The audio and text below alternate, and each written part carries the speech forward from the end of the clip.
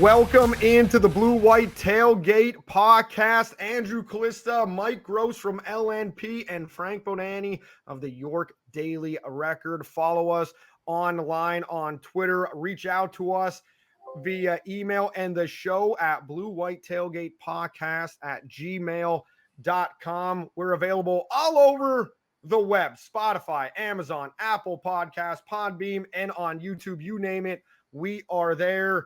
Guys, the Lions are 2-0 after downing Bowling Green.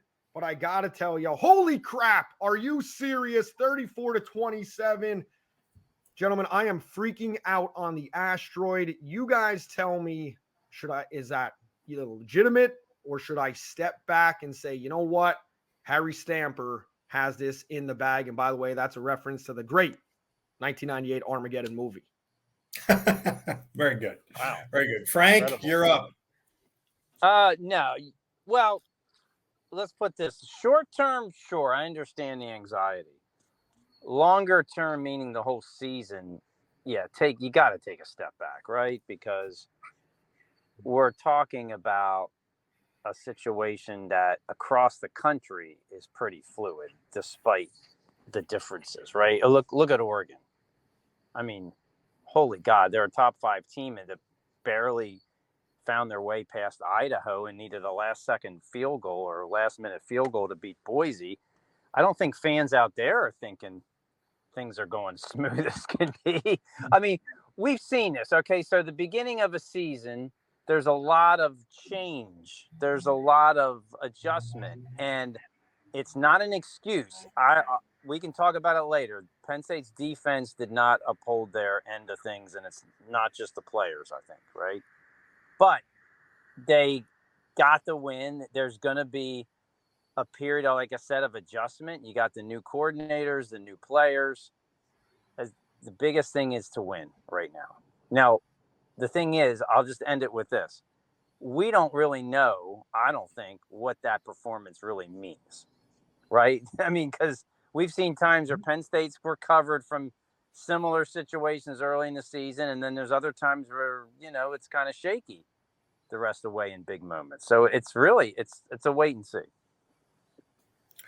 Yeah, I'm gonna push back a little bit on this. I think most of the time, and I actually did a little research on this yesterday. I was sitting around here with not much to do, so I looked at top 10 teams, non-conference games, 17 point or more favorites, and how those games went if the underdog ended up covering by a lot. So you understand my category here.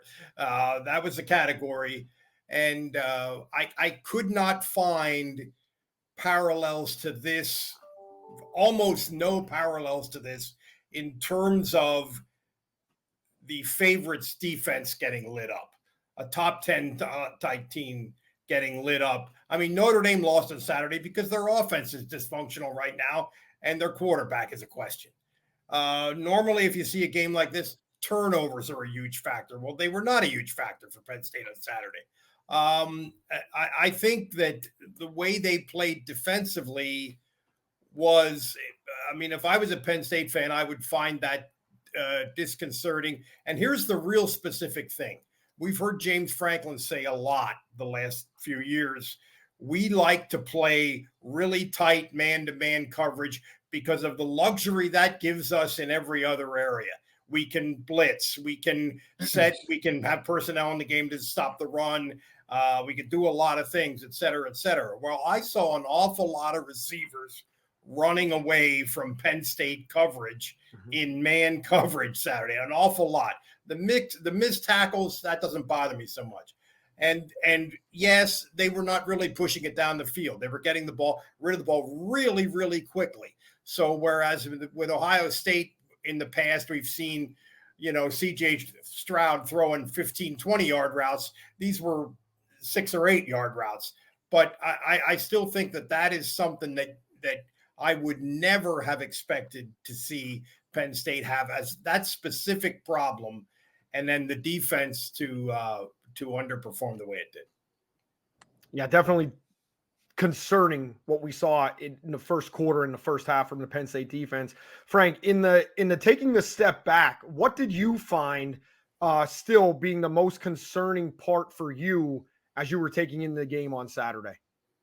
The most concerning. Well, I mean, you see, the defense has tremendous talent, and they can do their job well. We saw it at West Virginia, where I thought they played very well defensively. And we saw it in the second half. They adjusted. The things they did wrong, if you look at film and such, the things they did wrong early, they corrected in the second half. They should have played that way in the first half. Disconcerting or just confusion as to why they didn't play, like why they weren't doing this in the first half, meaning there was like miscommunication in the first half. You could see guys talking to each other, like trying to figure stuff out as the ball's being snapped early on. And I just don't have an answer as to why. You have guys that were like, the way they were covering, they were letting guys go. I mean, they were not picking up the receivers in their areas. They were trying to fight through, almost in layman's terms, fight through picks and such. That wasn't working. But they corrected that in the second half, which is what they should have done early. So I don't think it's a physical issue.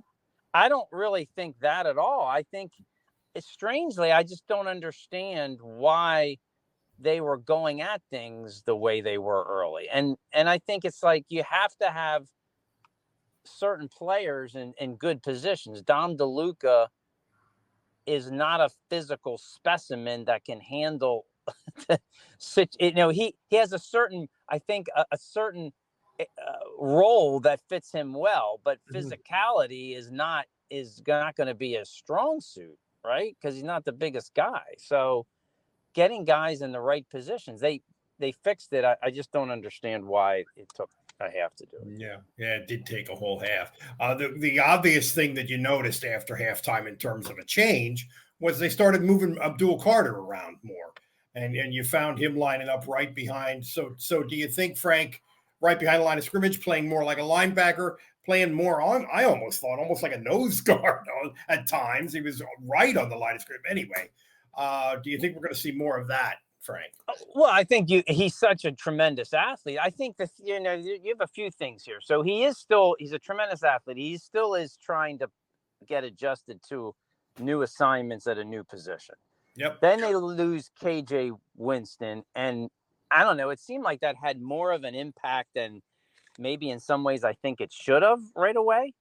I think that might have led into some of the confusion, because he goes off the field, and all of a sudden now, then the positions of the safeties change, because now, you have Jalen Reed not really playing the Lion position. He's playing more of a regular safety, and then Cam Miller's coming on to do it. And it's not an excuse I'm making. I'm just trying to explain I think there is more confusion there than there should have been. Yeah, I thought Cam Miller struggled a little bit. But you're right. Winston is absolutely one of their best players. I think he knows what he's doing. But yeah, I guess. Yeah. But Winston might be one of he's one of the best football players on their team, I think. And they missed him without question. And by the way, he was not at practice tonight during the portion that's open in the media. Now, the portion that's open in the media is pretty minimal, so I don't take too much from that, but just FYI. And sometimes Coach Franklin will run those guys that maybe have a different color jersey, or maybe if there was a question about them coming off the week before. Crafty. He's very crafty. He runs them in. So we'll just throw that one out there. And Frank, you kind of mentioned like it wasn't a physical thing. My whole take was maybe it was more of a mental thing, because it was almost like there was a lack of urgency. And I just gave a shout out to the fans last week, but there was a lack of urgency in the entire stadium. I don't remember a lot of energy. I don't remember for a home opener, I should say, at noon. I know it's Bowling Green, but I don't remember a lot of energy. I don't remember one single "We Are" chant from the game. And I do think with college kids at noon, that permeates, through there. So I didn't see a lack of urgency, which was one.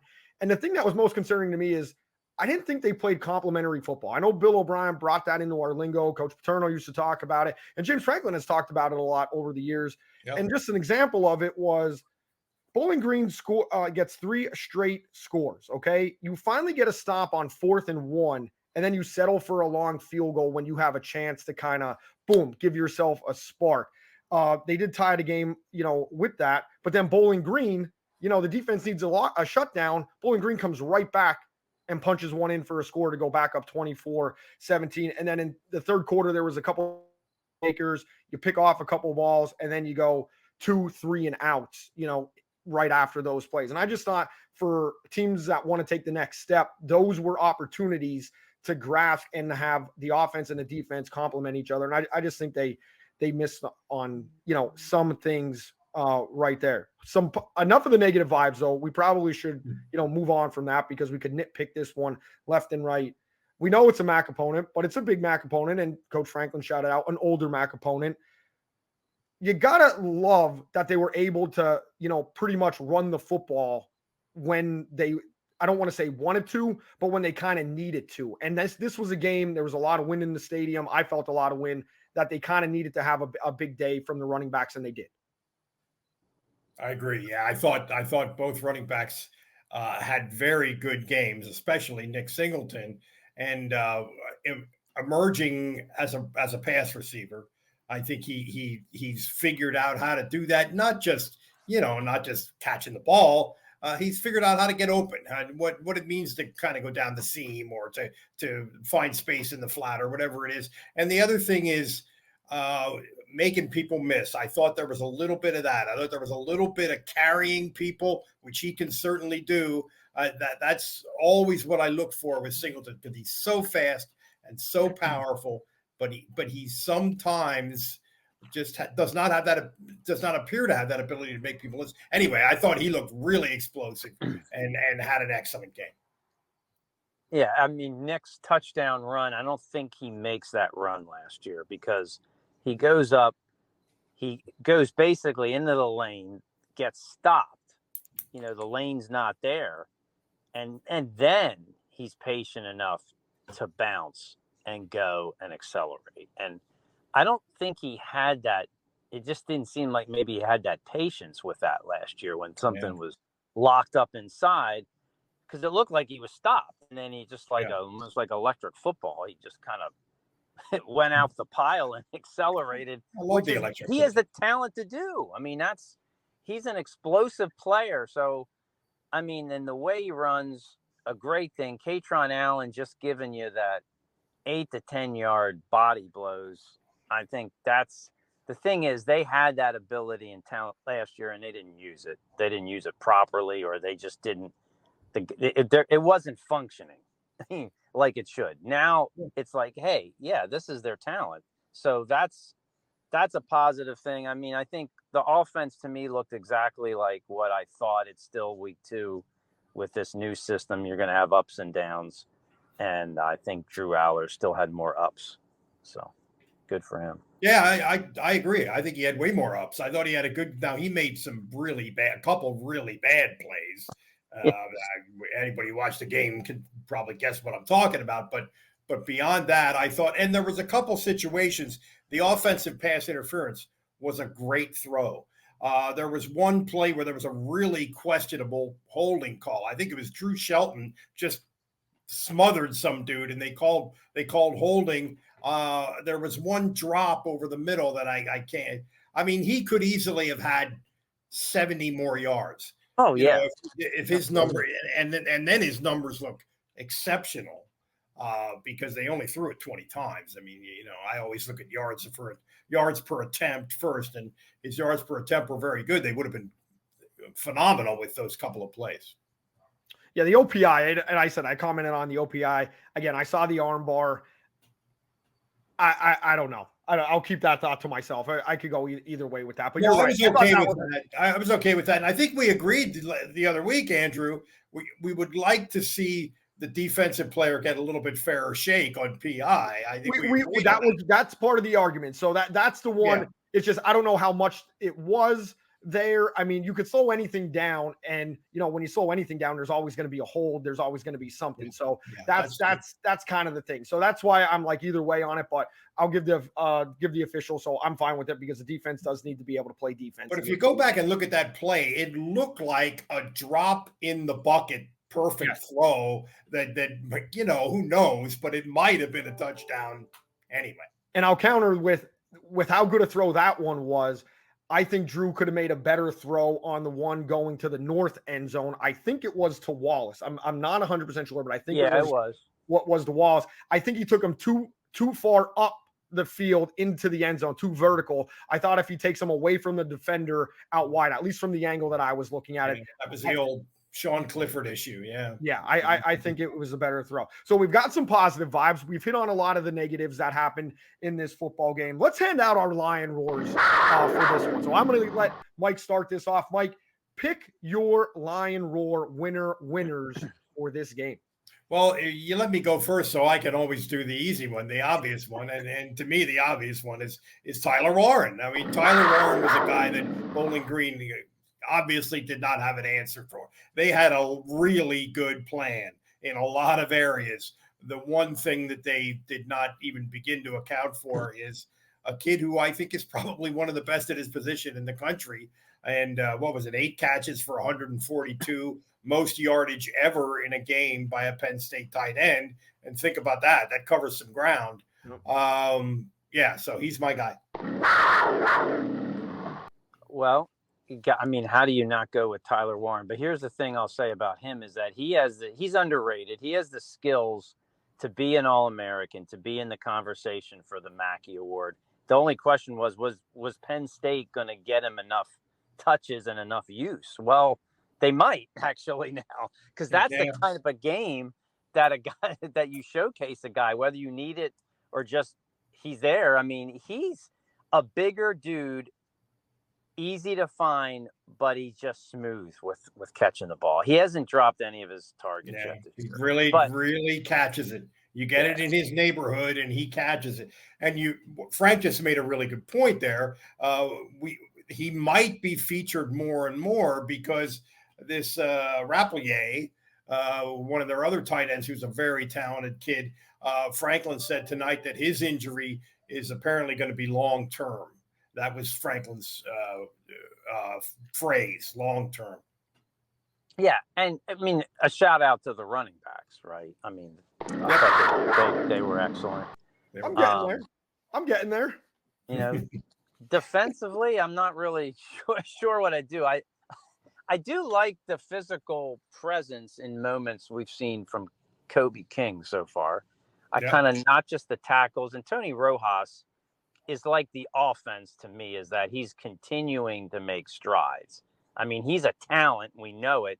But can you do it? What's it look like on the field? Well, he's getting there every week. So, no doubt. He's going to be a star. Yeah, he's really good. That was a great interception by him. Great interception. That was a terrific play. That was a great play. One point that, Frank, I was making before he hopped on to Mike is Tyler Warren is so athletic in the very moment right before making a catch and the immediate moments when he comes down. We saw that in the Peach Bowl. He's able to be bounced around like a cue ball on a pool table and still just maintains his focus and is able to keep his feet all the time. It's very impressive, good, which is great for him. And I'm going to give my Lion Roar to the coaching staff. I really am. For the second half adjustments, we've heard fans complain about lack of adjustments in the past.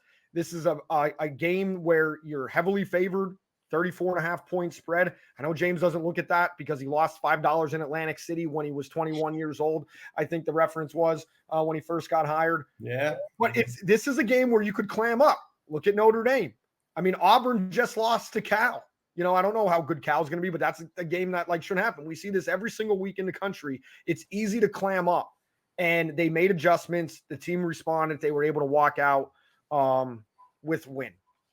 Something, maybe if they were playing, a mean dog like a Husky, that doesn't happen. But so I'll give my Lion Roar to the coaching staff there specifically just for the second half adjustments. not for how the team came out, second half adjustment. And my unsung hero of the game, moving right on from the Lions roar, Elliott Washington II on that pass breakup, I thought was big. And it kind of could have been one of those, just moments in time to kind of spark the team. It was 1st and 10 on Bowling Green's second possession of the third quarter. He came in on a blitz, it looked like, and broke up a pass. I thought that was big. And I want to shout out Keziah Izzard because he had a tackle deep when Bowling Green had the ball coming out of their own territory. And it looked to be a scene that if he's not there as he spun around on a zone read play, able to make a tackle that I thought could have got Bowling Green out of trouble and been able to give their offense some breathing room. So do you guys have any heroes that maybe not showing up a lot in the stat sheet? Well, Washington is a guy who's made some plays. I think he's a guy that has some upside and bears watching a little bit. And back to Warren. I mean, Warren almost has wide receiver like when these NFL draft guys are assessing wide receivers, they talk about ball skills and catch radius and winning the 50-50 ball. He's great at that. He's great at all that stuff for a tight end. He's not a wide receiver. He's a tight end. I like Riley Thompson's effort. I mean, he's going to be a good kicker, a good punter this year. We know it. So I just think he's going to be more valuable than you realize. And their kicking game was pretty good on Saturday. So yeah, it was very good. Very good. I mean, not a lot of opportunities, but give them credit for that because that's the part that just needs to be stable. Just stability is what you need. And I think the prime example of was that was the performance. You don't need to talk a whole lot about it, but you got to have it. So yeah, it's a make or miss. I mean, NBA is a make or miss league. Kicking is make or miss. He was Sadiak was 2 for 2. Thompson was pretty good. I thought the kickoffs were a little bit better. All of that was a definite area of improvement. Riley Thompson, Ray Guy Award winner, I believe, for this week for punter. And that's the kind of effort we, expect from him. I know after West Virginia, I said I was kind of disappointed in the kicking game in all aspect and referenced his one bad punt. But that first punt he got off on Saturday was a beauty. And I got to tell you, that's got to be difficult for a returner because his ball, to me, has some weird English on it when it comes off. I don't know why. It just looks different to me. And maybe it's because I'm looking at it as from a different angle instead of down low from the sideline. Well, it's a little bit of that Australian style or whatever, isn't it? Yeah, that rugby. I mean, it could be. It's just I like the first time I looked at the first punt, I was like, ooh, like I literally blinked a couple times to focus on it. And I'm, obviously, did a good job. The flip side of that, Penn State's punt return, Caden Saunders, you return one, that could have been devastating. That fumble. I mean, Penn State catches a break right there. That ball goes out of bounds. Yeah, the break being that it was so close to the sideline. Yeah, that's true. That's true. And they really have got nothing out of their return game so far. And they seem to have the athletes where maybe they could get that. But I mean, I think we're a little bit in the nitpicking realm in this in this piece of it. Yeah. What was fun? Riley Thompson may be the oldest punter in America. I want you to look that up, Kalista. I'll get that. I'll get on that for next. You mean in college football? I'm sure there's some older than college. Yes, yeah. College football. I want a breakdown. Well, I will get on that for next week. Unfortunately, we don't have 2.5 minutes of commercial time here that I could delve into the internet to find it. It's coming. We'll work on that. We're working on that, folks. Yeah. When you go to a home opener, it's always special. College football is special in general. We've talked about that before. That's why we're all here. What was special for you just about being back in Beaver Stadium for the team that you cover a beat? I know West Virginia opening on the road, that's a great atmosphere and things like that. And even though you're playing Bowling Green, what was it? What I mean, we talked about the spread in Beaver Stadium, which I think is the best in the country. Did they serve breakfast, by the way? That's wait. Whoa. You're way off. You missed this. Wow. This was not good. Saturday was not good? No, it was the worst effort in 30 years, Andrew. Wow. All right, we need to explain, and then I'm gonna have to make some phone calls to operations. Well, it was. I should let Frank do this because he's the food guy. But it was hot dogs and pulled pork, and no forks and no napkins. Say no more. No Say bottled no more. water. Okay. There was nothing there. Okay. So there was obviously they weren't trying this, I don't think, but a complete talk about a fumbling the football, and this one didn't go out of bounds. Oh my I think God. somebody forgot to put a work order in. That sounds like last minute. We will give Penn State food service is the best. Ross Tucker, which we're gonna get on this podcast eventually, he has made a career of tweeting out what the spreads are in NFL boxes and college boxes when he covers that. So wanted to point it out, but you know, it was cool. In 15 years, I haven't experienced Penn State's blue band marching down down the street in between I'm drawing a blank. I think it's Curtin, the Bryce Jordan Center, and seeing the fans come out. That was pretty cool for me to see. I remember as a kid watching, the Wisconsin band coming and these all these big brass bands and stuff like that. So that was cool for me to actually get to relive that for the first time in a long, long time, not having to be into the game early. It is the 30th anniversary of the 1994 Penn State undefeated team. So I'm going to throw out a memory of the week, the 1994 Nittany Lions. And this one is Penn State drubs the Iowa Hawkeyes 61-21 while being outgained, I should say, 455 yards to 433 yards. Kerry Collins was pulled just 4 minutes into the second quarter as the Lions scored 35 points in the first, and Iowa didn't cross midfield until it trailed by 42. Mike Archie had 3 scores in that game. I wonder what it's like to be on the other side of the field, tailback Kajana Carter said, who also hit the end zone. I wonder what they are thinking. It's always good to reminisce about 1994, is it not? Not correct, gentlemen? One of the great offenses ever in college football. And here's an interesting thing about that team. At the time, Kerry Collins' single season passer efficiency rating that year was the second highest in the history of college football. The highest was Jim McMahon at BYU under Lavelle Edwards, where they just threw the ball all the time. That was the second highest in history. Now it's like the 49th highest in history, which shows you how the passing game and the efficiency of the quarterback position has changed over the years.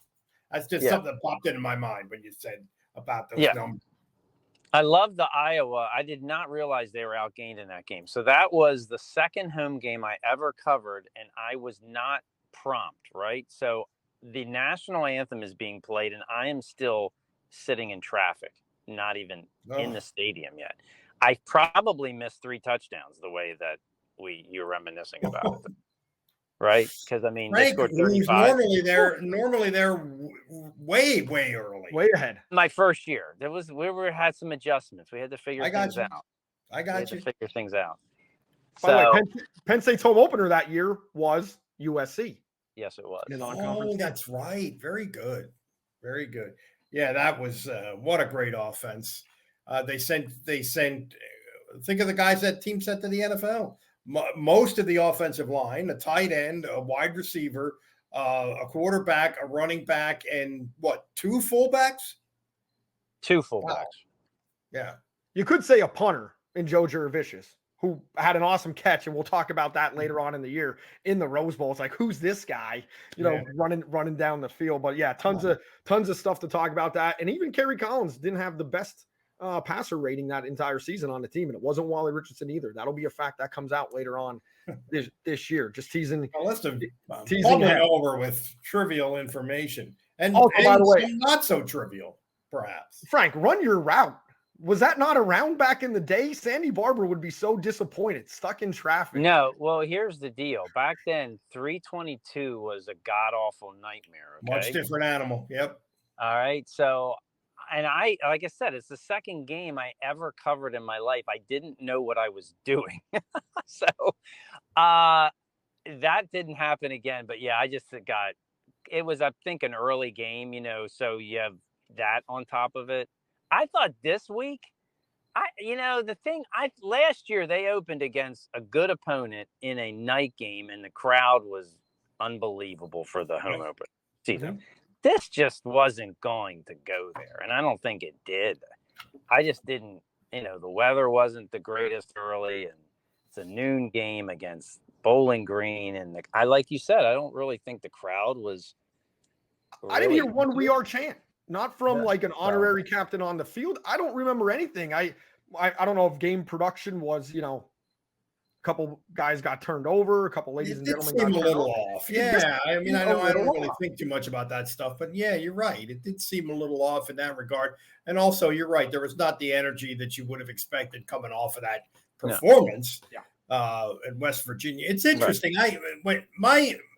I try to use my interaction with the readers as kind of a barometer, and I get very little reaction, positive or negative, when they play what people regard as a no-name weak opponent. I think that just doesn't get people fired up. It's interesting in that way. I mean, I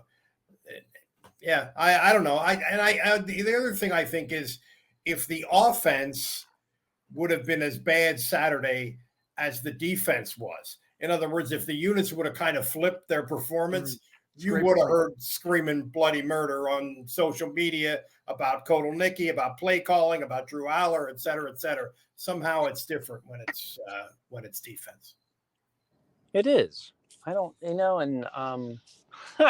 I think it's a game that, hey, you also got Bowling Green that came in very well prepared, and they have some legitimate. I mean, that tight end could play for pretty much anybody, and we kind of knew it coming into the game. And Penn State obviously still struggled, so it's a game in a way that you have to win. Now you have to learn from it, right? You have to be able to work on the things that didn't go the way you want.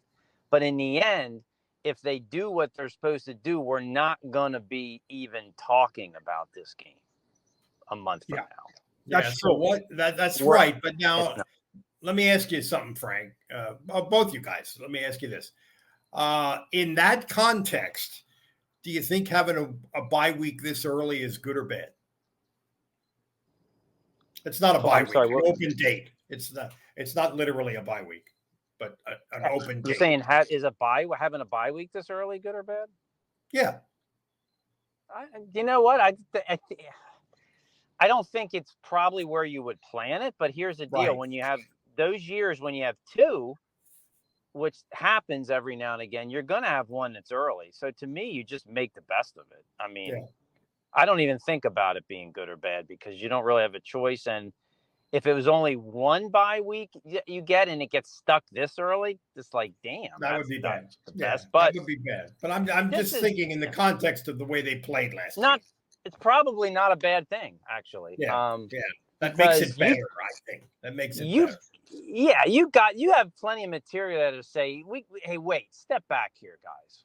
This was not who we are. This is not not who we can be in certain areas. So, yeah, we're going to work you hard, and we're going to we got to fix this the way we need to.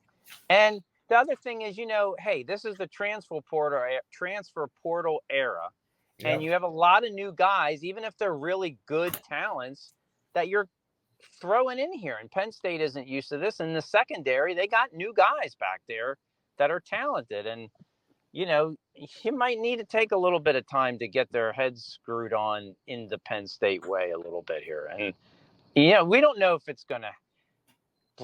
they're going to play the way they should every game, but, you survive this, and Notre Dame didn't, and other schools didn't, and the Florida schools are terrible. And you know what? You didn't look good, but you have, I kind of agree in a weird way with James Franklin is that, we know we got a lot of stuff to work on. It's better working on it when we won. So yeah, it is. And maybe now you have their attention a little bit. Yes. We got this 2-week period here. Well, we got some stuff. We got plenty of things to do during the break. Yeah. In the context that Frank was explaining about 2 weeks to really work them hard and then prep for the next game. Yeah. He almost sold me on this is really good to have the bye week right now. He almost sold me. I'm handing the cash to you, Frank, because I'm ready to buy that this is a good time to have the bye week. I would say based on the schedule of opponents that they have upcoming, it would have been better to have it either in another week or 2 weeks. to have it right there Sure. going into the beginning of October, because I think it's more advantageous to work them hard when there is another opponent that Penn State should handle coming up. And at the same time, it washes this taste of non-performance for 30 minutes out of their mouth. Sure, if you had a choice. That's all. That's all I say. And then I get right back on the horse. Yep. So that's where I'm at. What are you guys working on, Frank? I'll start with you. What are you specifically, or like James talks all the time? I don't want to go in there after a win and start blowing people up. A lot of kids don't respond to that anymore, or ever did. So what are you, when they got in the film room, how are you, if you're James Franklin, coming in? If you're James Franklin, well, I think I would be pretty tough this week. I think I would spend a lot of time correcting errors, showing them, and then working pretty hard. I would be maybe shorter practices, but more intense than usual, with a lot of film work this week. Maybe that would be my approach. But God knows I've never done anything like coach a football team, and there's a lot of moving parts there, and a lot of things to think about. And they're probably going to be recruiting this week, in addition to everything else. But that was my gut reaction. That I think that would be a good way to approach it. Sure. I agree. I would just got to get defense figured out from a mental situation or preparation or something. I don't know what exactly why this was the way it was. You can see it on film that they almost were like, what are they doing with their abilities here? They're not playing the way they should. There's all kinds of technical terms for the coverage and stuff, but so you got to get that straightened out, right? I mean, you have to figure that out, and you have to get so that's however you do it, work hard, work soft, have fun, yell at them, whatever. But that's, to me, the other things to me are kind of going maybe a little more as we would think, but the defense has got to get, and again, it's not physical to me, but they got to get that figured out. Yeah, the whole idea of you're going to see teams that get rid of the ball quick with rhythm passers, and that I just can't help thinking about Lincoln Riley and Ryan Day looking at that film and looking at these right. Bowling Green receivers running away from Penn State cover guys. Of course it's fixable. They have the athletes to fix it, but that's something that I've been thinking about, in the last couple of days. Yeah, they have to figure out some things at linebacker too. I mean, how they're using their guys. Tony Rojas, I think that was probably part of it, Frank. Some guys who were in coverage and maybe don't quite know what they're doing yet. And a lot of great high school linebackers never figured out how to get to college and play in space and go backwards and pass cover. And maybe Tony Rojas, maybe that's as good as I think he's going to be. I don't think it's going to be a problem for him long term, but maybe it is now a little bit. Well, I think the two I'm fine with Kobe King and Tony Rojas, but you got to use more than two linebackers. So they have to be able to get more out of the other linebackers at the right times, and not have those guys be exposed. And maybe it's a little bit of a snowball effect from not having Winston. So you can't do the free safety thing where Jalen King or Jalen Reed is kind of walking down, and almost being a linebacker. Maybe you can't do that. Absolutely. But you can't. I mean, teams miss guys like him. They gotta, and I think they'll do a better job. But they gotta. I've noticed the rotations are different. I'm sorry, Frank. Go ahead. I was just saying, I've noticed the rotations just are a little bit different. The last two defensive coordinators, Manny and Brent, of course, there were always a lot of guys, like even at linebacker, being rotated off second possession of the game, third possession of the game. Yep. I feel like Tom Allen's not doing that. Have you guys noticed the same thing? No question. I don't think he's running guys in and out the way Manny did. For better or worse, I think Franklin generally likes to play a lot of people, but it seems to me, at least so far, that's been a little bit of a difference. Frank, what do you think? Yeah, I think there's they seem to be doing that maybe more with the defensive line, but not as much with some of the other guys. So, yeah. Are we changing any predictions based on this game? No, I don't do that. I've seen too many football seasons. Well, I said 10-2, right? No, I'm not changing that prediction. I mean, I've seen them start off seasons like 2005 where everybody's yelling and screaming like, are they going to even be functional? And they That's were pretty a really good point. Think how slow they started. The first month, not just a week or two, the first month of that season and what that team became.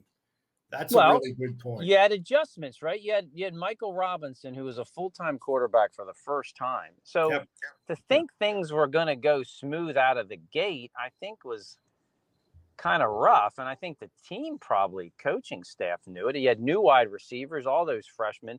They were good talents, right? But to have it all work out right away wasn't. I mean, even at Northwestern, Michael Robinson was like a turnover machine. I'm thinking, can the guy hold on to the football?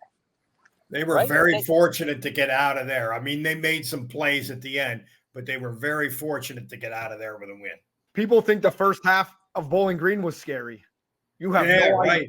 You have no idea if you've never watched the Northwestern game in 2005. Granted, two totally different scenarios, really, but and just in case people aren't sure what we're talking about here, that team ended up third in the country. They lost that game to Michigan under somewhat controversial circumstances. What was it, 27-25 on the last play of the game?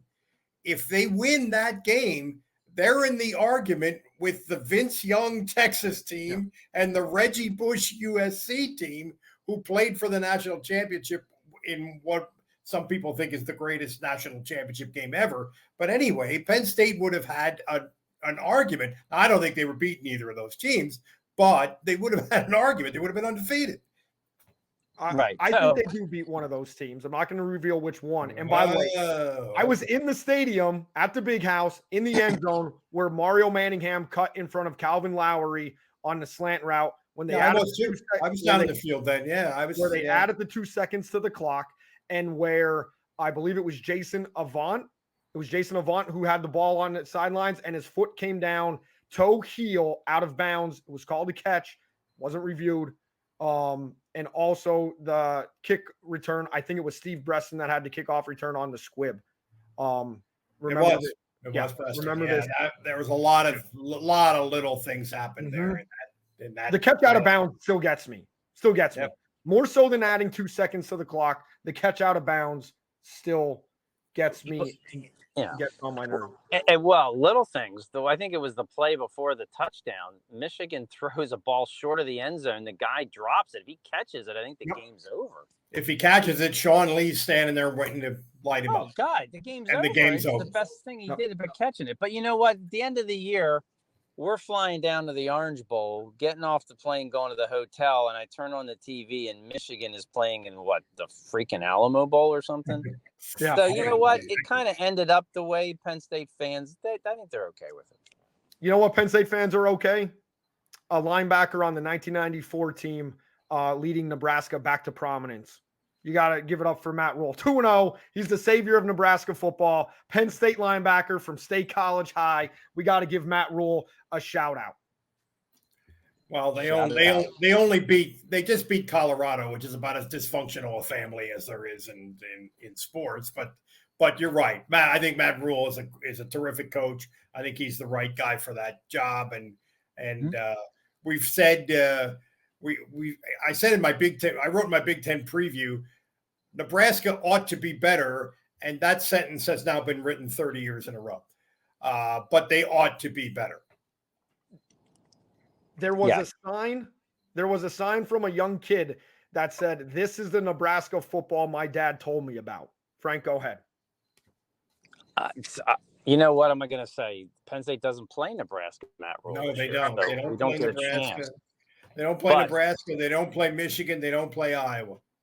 This would be the year to play Michigan and Iowa for sure. Mm-hmm. The Big Ten keeps adding teams, and you're going to keep saying that over and over again, right? Who is Penn State not playing when you have like 20 teams? Now, USC has kind of changed the calculus on this a little bit, but going into the season, the 5 highest ranked teams in the Big Ten were Ohio State, Oregon, Penn State, Michigan, Iowa. And Penn State only played one of those. Penn State's only scheduled to play one of those. Now, USC, I think, would be ahead of Iowa now, so it's a little different. But, yeah, it's a different animal. It's a new season, new deal. Yes. And we will get to USC soon enough. But savor the weeks and the time. Savor of a few days off here, right? Oh, Frank, with a sense of perspective. God love you. I go to Frank to become balanced. So balanced? Yeah. Balanced and for creative desserts. He balances me a lot. Jiggly desserts. Those two things. For the USC week, we will have a 1994 USC memory. I didn't want to break out that, even though it was the home opener. I was saving that for USC. Hence why save it. Keep it in your pocket, big guy. With Iowa, we're going to keep it in the pocket. One stat that I missed out on when we were talking about Tyler Warren, his yards tops Matt Kranchik's 136 yards against Wisconsin in 2003 for the tight end position. So I always loved Matt, so I wanted to make sure I give him a shout out. And Singleton and Allen both rushing for 100 yards. That's the second time, so I wanted to make sure I got that in there. Gentlemen, outside of Pitt looking for an AD, I know a lot of Penn State alums and fans would like to apply for that job. Maybe they could build a Pitt football stadium and bring that program back to prominence. Is there anything else that we have to cover in this week's off week? Not a bye week, off week. I'd like to see Dave Jones, our buddy Dave Jones, apply for that Pitt AD job. Ooh. I think can he come on the podcast? Maybe that would be just fun. Well, we'll get him on. Catching up with David Jones. It's doable. It's doable. Yeah. I would love to see Dave write his own press releases as an athletic director and hold his press conferences. Yeah, and I would also like a former coach. Well, I'll say it, Coach Paterno asking then Dave questions at his press conference. Oh yeah, as an AD. Turning the table. The infamous line, "I can't wait till you retire, Dave." Still gets me. Well, on one thing we do every year on the home opener is we go to the Jerry Keller tree, which Jerry Keller was this great guy who covered the team years ago, passed away suddenly, and they planted a tree beside the stadium in his honor, and now it's a big tree. And we had our annual meeting there, and we were talking. Somebody brought up a time when one of the Friday night gatherings when Joe Paterno and Jerry Keller were interviewing each other, and Jerry Keller was doing it in Joe Paterno, in his caricature voice of Joe Paterno. So Jerry could pull that off. If anyone knows who Jerry was, we miss him a lot, but he could pull that off.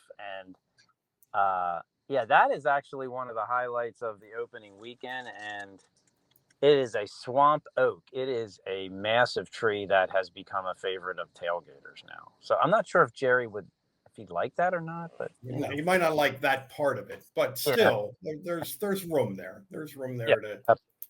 I'm gonna have to go and check this out. Almost 15 years, and I did not know this. That's what the TV guys get for coming in late all the time. Yeah, and there's a plaque there. There's a plaque there. It's almost right across from where we go in. Yes, the median. Yeah. Okay, I'm gonna have to check that out. Check it out. Check that out. All right, guys. Always a pleasure. All the listeners, BlueWhite Tailgate Pawcast, reach out to us, BlueWhite Tailgate Pawcast at gmail.com. Reach out to us on Twitter. Hit up Mike Gross at Mike Gross LNP and at YDR Penn State for Frank of the York Daily Record. Guys, thanks a lot. We're going to do it again after the off week or open date, because they are putting in the work just like you guys are, keeping everyone informed. All right, we'll talk to you next week. Peace out. All the best. Thanks, guys.